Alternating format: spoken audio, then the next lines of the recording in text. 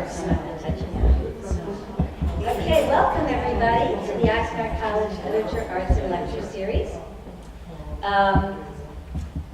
This happens every Wednesday at 1 o'clock, and it's a very eclectic series. You can pick up one of these flyers in the lobby. It will tell you about what else is happening this semester.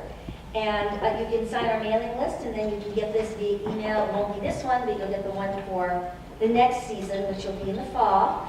And you'll have either this by email or snail mail, whichever you prefer. Some people get both. So, come on down and you can pick up, there's some flyers for upcoming events. And I'd like to just tell you about one of those events right now. Next week, we have Renee Firestone, and she's a Holocaust survivor. And Holocaust Memorial comes up every year, somewhere between mid-April to the beginning of May. It commemorates what happened there, and we have very few people alive today that were survivors that could talk about it, and so we always try to get somebody in here. So there's a flyer on that. Please come back and hear her compelling story. It's really pretty amazing. And then we'll end the series with a presentation by the students in the English Honor Society. So that'll be it for this semester. Come on down. And then next semester we'll start up again. Come on down to the front, please. Next semester we'll start up again at the very end of September. So be on the lookout. So it is National Poetry Month, and the whole month of April there's all kinds of events going on, and so I thought it would be a good time to have Marsha dela come and read from her new book, Anecdote for Night, which is published by BOA. It's an award-winning book. It won the Isabel Gardner Poetry Award, and is very, very hot off the press. Marsha's first book, Black Hope, also won an award with New Issues Press, and that's pretty amazing to get 2 books out with awards. So, I know you're going to enjoy her work today. She co-edits the literary journal Askew and co-sponsors poetry readings and events in Ventura. There are events every Thursday night. There are poetry readings at Foster Library, downtown Ventura.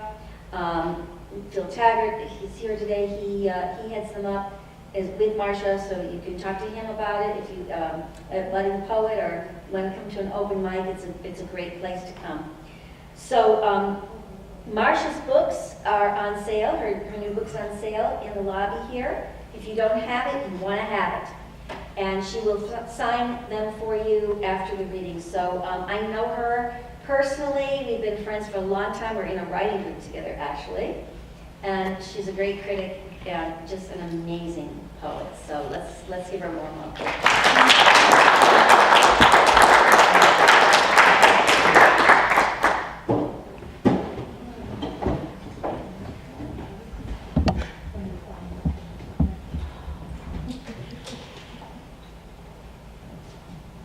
Thank you, Shelley, for that nice introduction.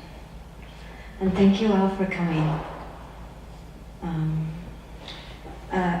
I had sort of promised in the flyer that we would discuss the why of poetry, a book of remedies for dire circumstances, rock bottom realities is the language they have on the back of the book. And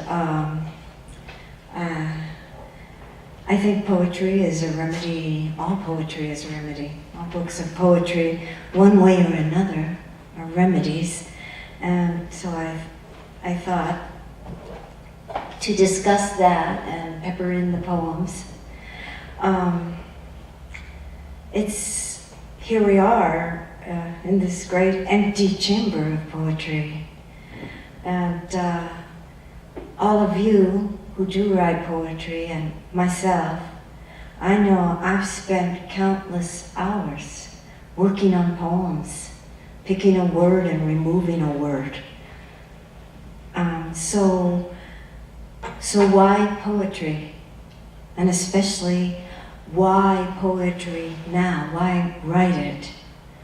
And as soon as I asked myself that question, I felt like I do have answers. I do have answers of why poetry matters and matters to me, and why I think it's important for everyone to read, and why potentially it's important for all people to experience writing or attempting to write it.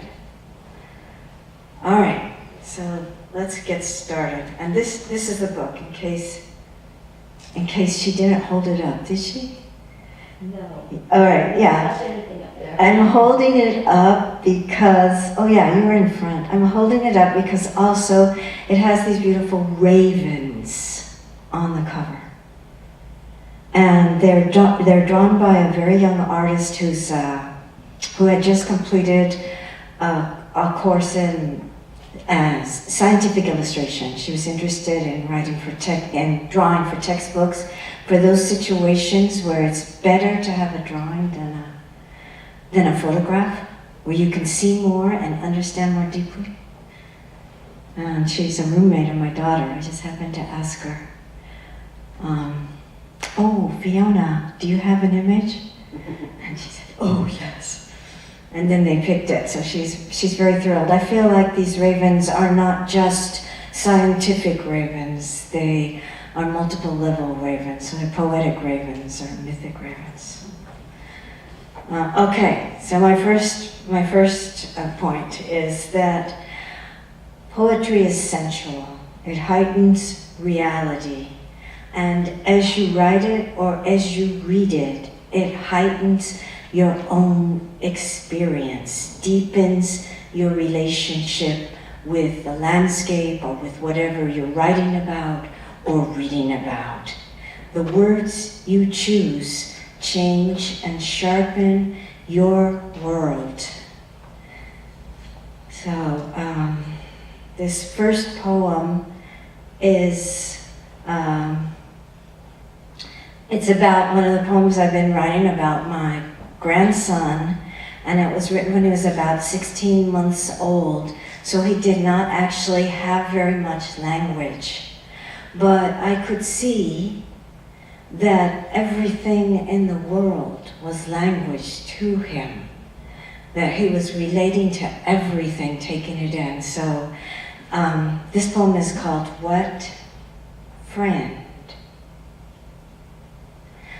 Cilantro gone to seed, lacy white flowers, leaves narrowed to thread, to tatting. Barely there little buttons of coriander, round and hard and green, he grasps and yanks. Friend, can you hear?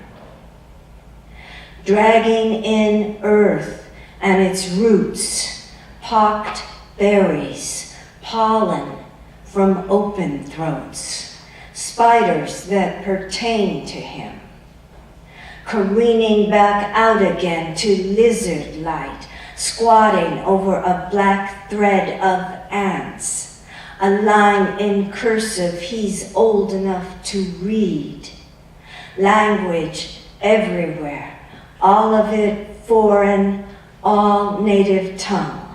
A hummingbird on his horizon speaking dialect of Zoom. All what? All friend.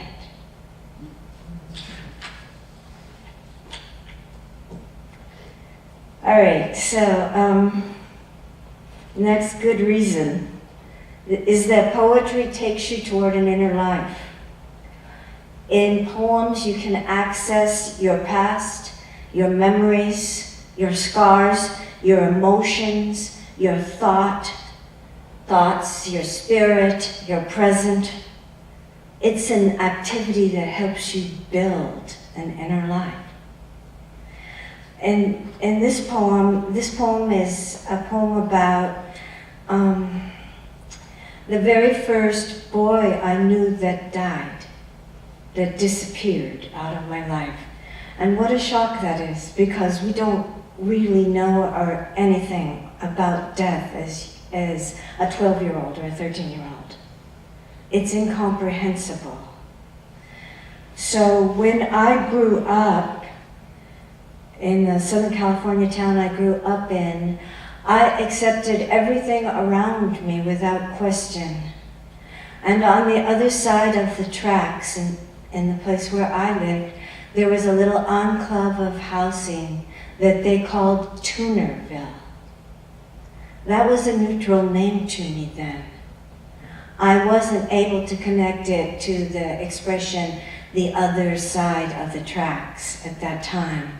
I didn't know, for instance, that there were housing restrictions in my town that made it impossible for people of color to live in certain areas there. So I didn't know why it was that people in Tunerville might experience anger or might form themselves into gangs. And that was a big learning process for me. So helped by the civil rights movement, because I could apply it so completely to Southern California and to what I saw around me. The boy who died was named Ramon. He was the older brother of a schoolmate in junior high school. It's called Nobody Knows. We had to imagine you even then, Ramon. Your star lost a glimpse to die for. All the kids galloping to West Side Park, where your gang was supposed to meet in open warfare, those bitter, skinny boys from Tunerville, well armed, Lupe said. And when we got there, nothing, no armies, no chucos with long tails and zip guns, just the grass with its stunned look, as though it never really wanted all that light. City grass doesn't want much of anything. It's not out there trembling with desire. Minds its own business, leaching slowly upward from busted pipe. And now, nobody knows what you really wanted, Ramon, when the needle spun true north. Or why that final rush of light, flat stare of lawn as you staggered by, seared your throat shut. Tonight, I'm getting to the smallest place I know. Dusk coming on slow, the moon's half full of shade, so still it almost doesn't want to move. Same moon you knew, with its white mind watching. Same moon you walked beneath and were gone.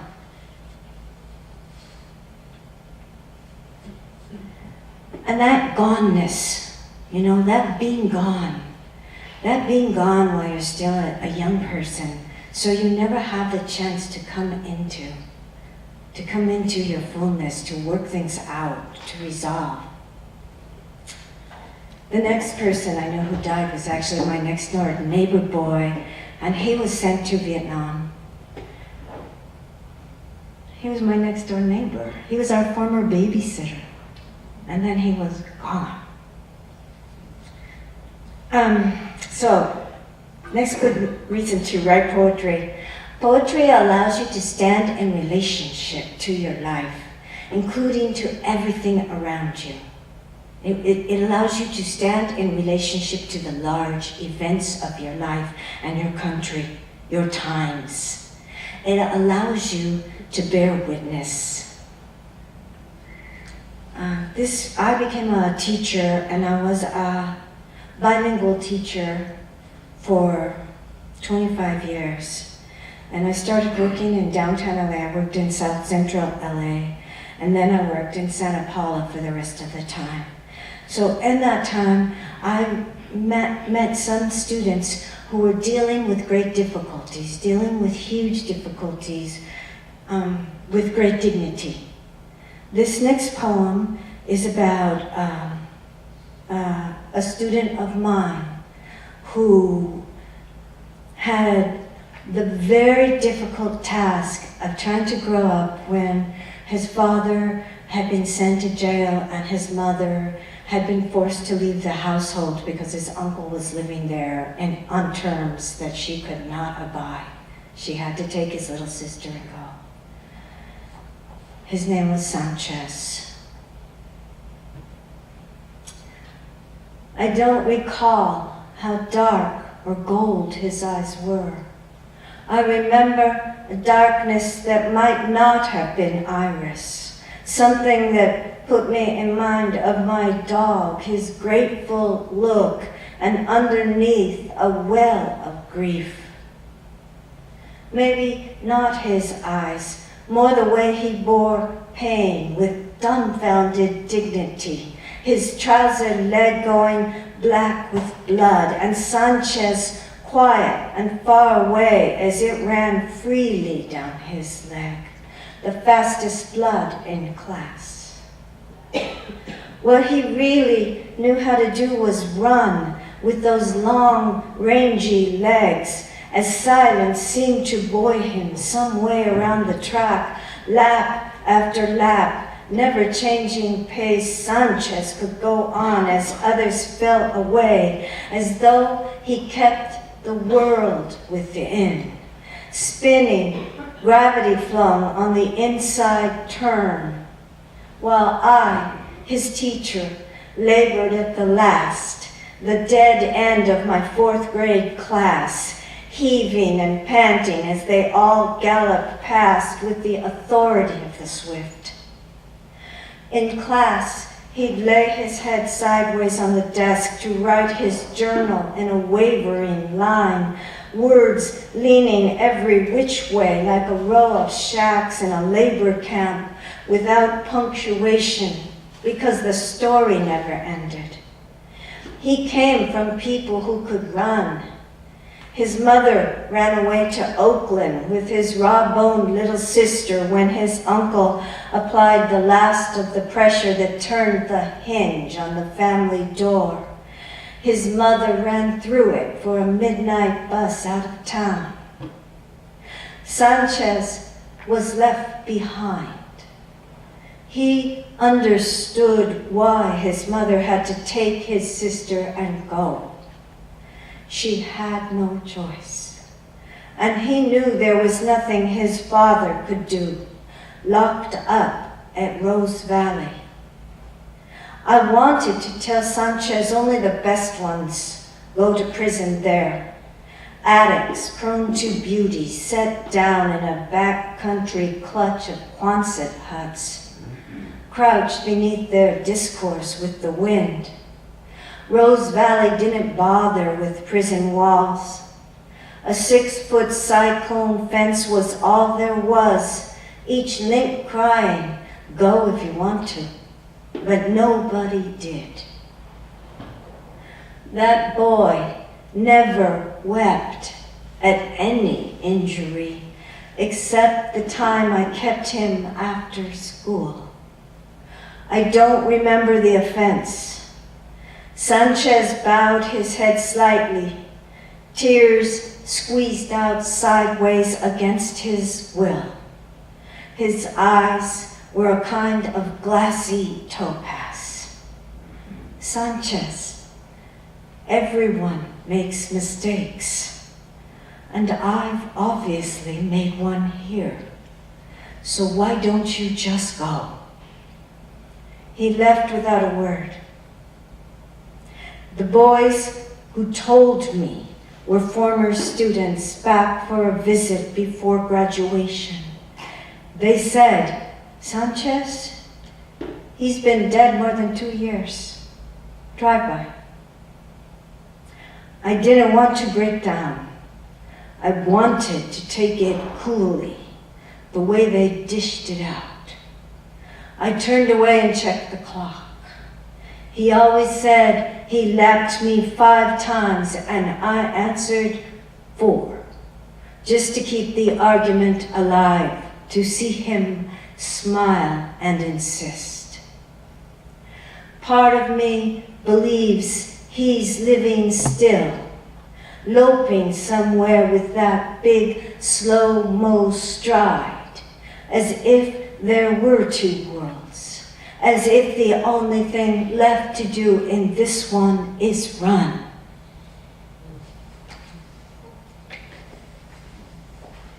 You know, I knew a lot about him and all my children's lives at that time, because at that time they did allow students to write journals in school, and then we would share it and have writing circles. And then later they decided that that takes way too much time, and what they need to learn how to do is to write like a 5-paragraph essay and learn how to use transitions such as first, next, then, in conclusion.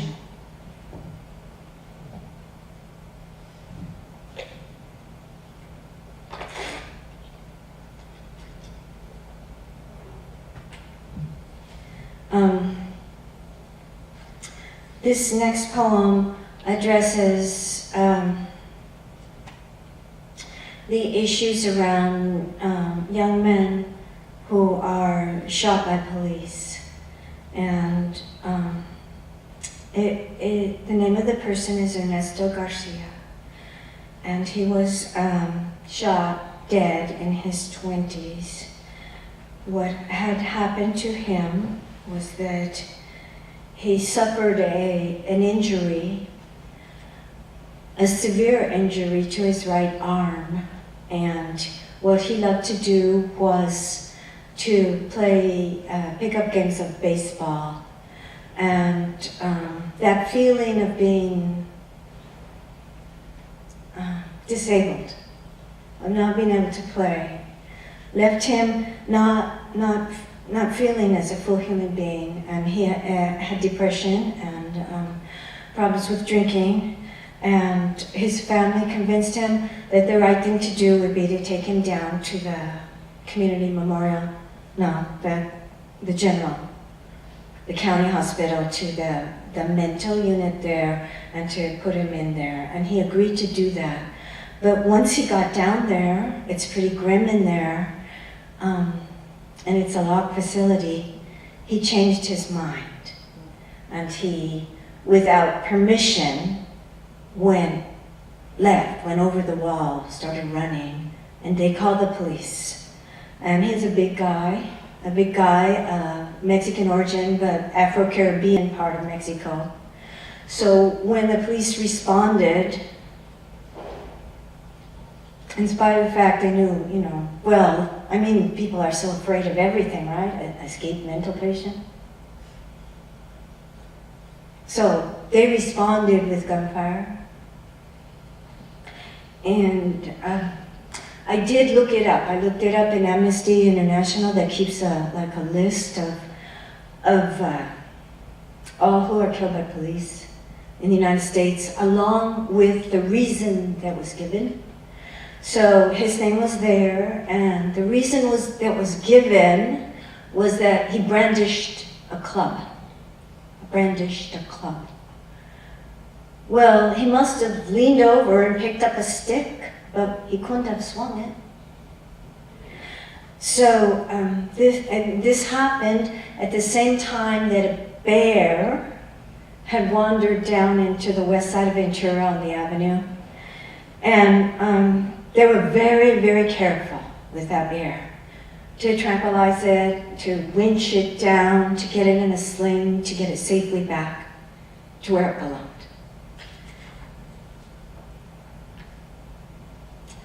So this poem is called What It Takes.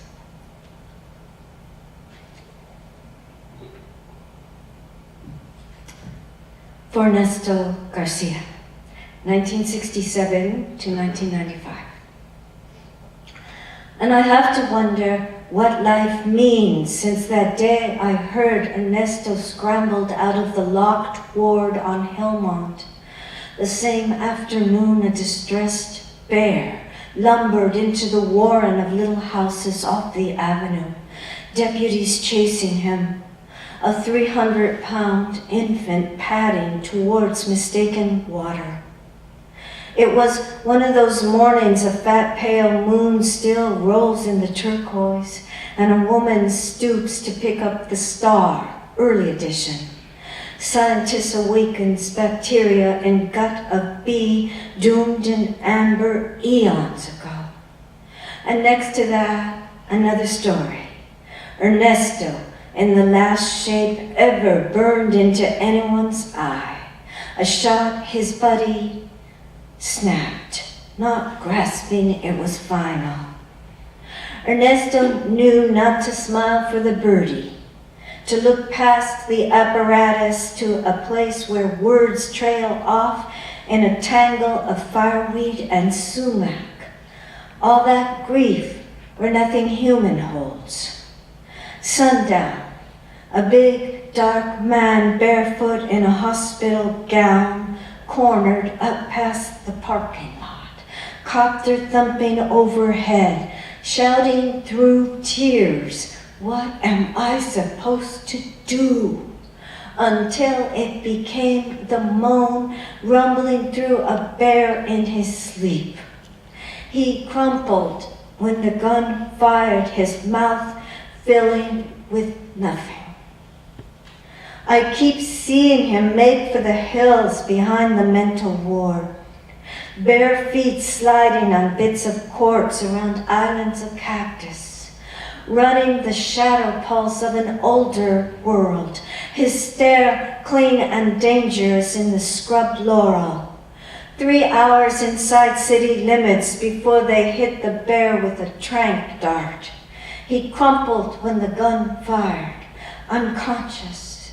They winched him in a sling and trucked him deep into the wild.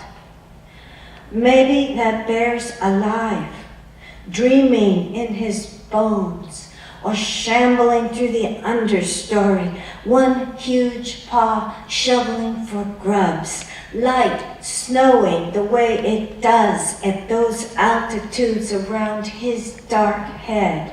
Maybe he's snuffling air, learning to savor wind, beginning to taste what it takes to go on, what life wants.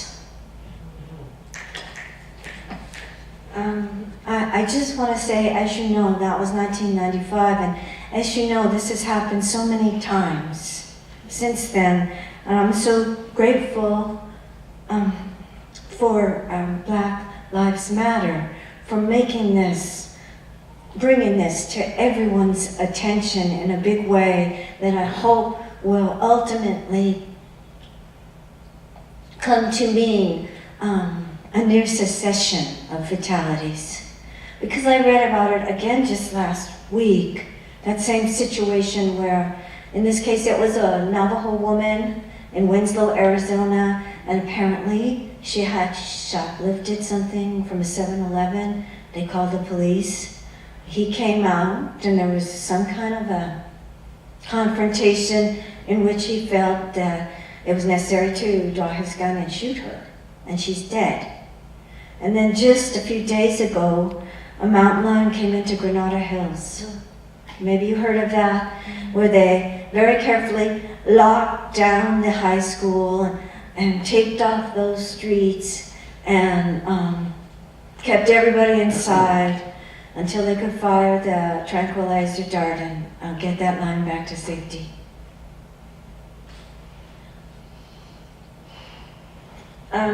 So the next thing I wanted to say about why I think poetry is so important is poetry insists that the individual matters. That the individual matters. When you think about our age, like mass consumerism, all the advertising, even the advertising that pops up on your email or your Facebook, they know exactly what you've bought. And the cult of celebrity and mass entertainment telling you what it is you need to enjoy. Well, poetry is an antidote for that, it really is. And poetry's premise is that individuals matter, that the individual voice matters, that a different voice matters, that your difference matters. And one good thing I really thought about poetry is one of the few realms where the rich have no special privilege at all. In fact, it's probably harder to write a really good poem. You know what I mean, if you're rich. Not necessarily impossible, of course. So this one is about my neighbor, and it's called The Good Neighbor, and he was really like the perfect neighbor. And he died of Hep C, which he originally contracted from his time in Vietnam. And at the time, he tried to make his living as a musician, and he did not have health insurance, so it was took a great lot of time to even get him onto Medicaid, and most people who have Hep C don't end up actually dying. It's treatable, but in his case, it was not. It was too late. So it was really great. You know, he was a gourmet cook and a musician, and he loved animals. And he would lend you anything, you know. The good neighbor. Maybe he'd always kept an eye on me, because when I felt well enough to stand out front in a shaft of thin sun, he came right over. And I confessed I'd had the flu. What about food? He asked. No problem, I said. A whole line of Progresso soup cans like dumb soldiers waiting next to the stove. And if you heat one up and dump in some cold rice, it really holds you. 2 hours later, he stood at the door with a pot of chicken and dumplings. Then, he was the one who disappeared. At least 3 months gone. His band never practiced. Finally, after Christmas, I glimpsed his face through branches of the olive, something puzzling about his skin, a different shine. We met on the sidewalk, his eyes huge, full of glistening yellow threads, legs nearly wasted away, no tissue left. Good God, Dave, what? You know, he said, I always thought I'd die in Vietnam. And then I thought I'd die young right here. And then I got sober. He shrugged. Hep C, stage 4, cirrhosis. Poison already everywhere, the blood slowed, tide swelling an inland sea. He turned his palms up. But the thing is, everybody has Hep C. I thought whole legions, battalions, and maybe we should have embraced right then, but all I did was repeat his words staggered back to him. Yeah, everyone has Hep C. And then we were quiet, and he shook his head. Didn't much care he couldn't take in food, just carried the hope he'd grow strong enough to play again. Which was the null set. Already he'd lost his home in the rhythm, the beat coming undone, thump by thump, until he understood how hope turns us into fools. And maybe they were dumb, those legions of young men, those foolish battalions. But it's not hard to imagine how you could share your kit with your buddies, slamming it all together. Let the sweet slurry of the rush smack into each one of you, steal over the dark, over the salt of stars above, and everywhere around you, the war. Okay, so next thing about why poetry is good for you,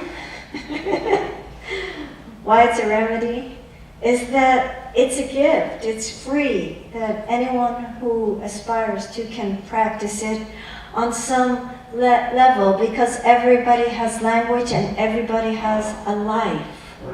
And poetry lets you push past inertia, that makes up a lot of our lives, the great forces that control our lives. Poetry allows you to be creative and responsive to life. And so poetry is a small force, but it's struggling to open up what is closed, to let the light fall where it falls in a new way. Poetry is openness, and there's always something new in a poem. Even if you think you know exactly what you're going to say, you'll come to some newness. So this is a poem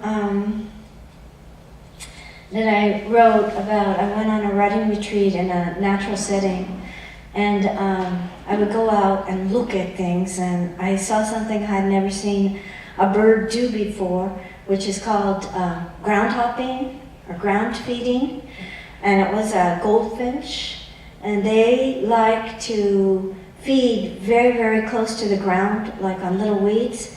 And in order to do that, because there's not branches to perch on, they stand outside the weed, and then they take a dive into it, scoop up as much as they can, and then they do a reverse dive out, all in a second. And I saw that happen, and I was just so charmed. I was so charmed by it, and the goldfinch saw me sitting right there, and I just did not move. And she was a little bit wary, but then she was just so hungry she went for it. So it was great. It was totally great. So this is called Poem on a Female Goldfinch. Willow green, shy girl, gazing at me from a tree of immature lemons, wanting something from this field where I wait. My quiet, her courage, deep green of the broadleaf, prosperous weed, that country squire who sets the table of himself with round-bellied aphids. She dumps their swollen curves, little sap buckets, yellow chartreuse, lime, my goldfinch, moss green abyss in the zendo at mealtime, her way-deep hunger, koan and blessing, flesh pots, earth beads, she plunges and gulps, one eye on the beholder, white streak in my hair, after all this time on earth, invited to the feast.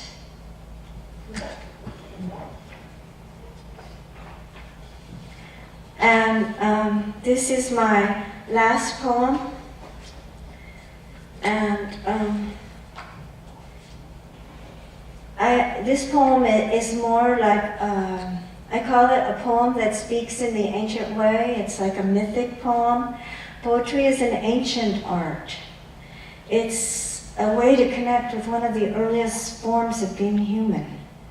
And people played music, they played drums, they spoke poetry, they talked story for tens of thousands of years.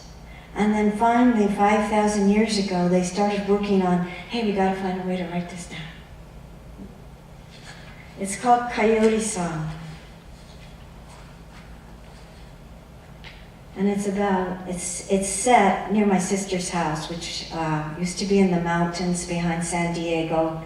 It's near, what's the name of it? Julian, that mountain town up there before you head down the other side into the desert, Anza Borrego. She used to live up there on a lonely stretch of land in the mountains. One more thing I have to tell you. She had a dog named Borrego who already looked like that dog was half coyote. And one night I was there at her house and I thought I heard this coyote, trying to lure her away. So that's what this is about. Coyote Song. Inside the night, this hospital, asylum, this party for those undone by desire, forever unslaked, inside a house, inside the night, I'm inside this house. with 8 beams and moonlight pulling on the past through skylights. This house of white noise, wind and dry heat, lonely house on a ridge line, house of ordinary shame. My sister's house with corrals and outbuildings around it, and beyond that, the dog patrolling, and beyond that, skirts and folds of the mountain rising in rumpled geologic scrolls into the range. At the center, beneath the moon's silence that nothing ever changes, muffled in blankets with fear beside me on my little bench of sleep, I can hear their voices. Could be 3 or 23, unhinged saints gabbling to their shadows, or panty sniffers, drug trippers in all flavors past vanilla. Could be Burnham wood on the move, the shriek of its roots thirsty and air-bruised, or a pack of lunatics crooning norteño songs. What is certain is Advent. They're coming down, coming towards the heart beneath the feathers, coming for what can't be protected on a beam of dread, riding that way. I'm listening, my eyes snapped open inside darkness, other people in other rooms who know how to sleep through a night like this night, thrown against the roundness of the world, which is desire. The old bitch guards this night on the ranch, half shepherd, half other. This is her watch. She gallops the perimeter, anxious to sound like more than one dog, though she's going arthritic and her paws strike hard ground. Now they quiet, penitents, lunatics, marauders, and rag pickers quiet. Only one left behind, and the moon is his hieroglyph. One creature padding down the mountain, coming closer. Coyote knows a good joke. He only wants to let her in on it.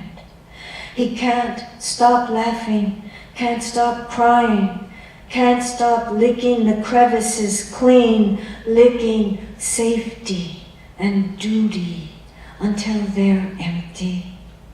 I hear the dog listening, ears lifted. Coyote's tongue slides into night air, pressing narcotic vows through wonder, through longing and wonder awaken. She's close to that edge, that border in the night where one thing becomes another, and even an old dog who's worked a ranch 11 years feels the urge to let loose, blow this little settlement, go wild. Clouds loose and blue in the arms of the moon, slant light on this mountain raking us. The dog and I, we feel the pull. Imagine a woman trying to come between Coyote and the female he's after when she knows what is dark and offers itself and vanishes has come for her at last. The body wants what it can't have, to follow the path of thirst through the rent in the wire beyond the corral. The dog doesn't move, but who knows better than she the small outpost death has set up in her.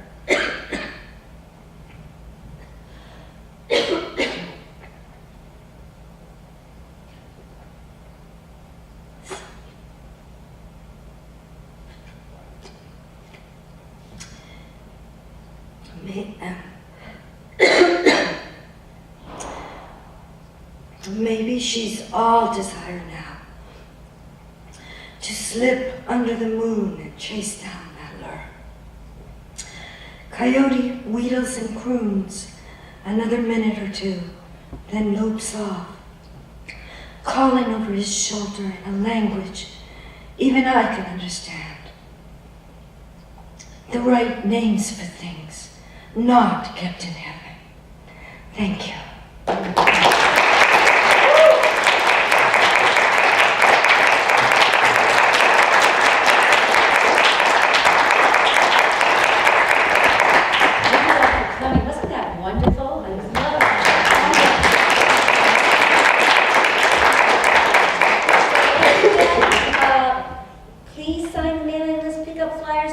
buy Marsha's book, she will sign it for you. So please don't miss this opportunity. And come back next week. Thanks again. You see a little button there, okay? You want to stop it?